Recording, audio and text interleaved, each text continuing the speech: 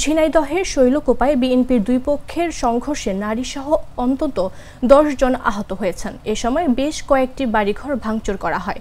রোববার বিকেলে উপজেলার সারটিয়া গ্রামে এ ঘটনা ঘটে। পুলিশ ও স্থানীয়রা জানান, সারটিয়া গ্রামের নজরুল ইসলামের সঙ্গে একই গ্রামের মাহবুব হোসেনের দীর্ঘদিন ধরে আধিপত্য বিস্তার নিয়ে বিরোধ চলে আসছিল। রোববার সকালে নজরুল ইসলাম ও মাহবুবের মধ্যে একই বিষয় নিয়ে বাগবিতণ্ডা ও হাতাহাতির ঘটনা ঘটে। পরে বিকেলে উভয় পক্ষের লোকজন দেশীয় অস্ত্র নিয়ে সংঘর্ষে জড়িয়ে পড়েন। এতে অন্তত 10 জন আহত হন। ভাঙচুর করা হয় বেশ কয়েকটি বাড়িঘর।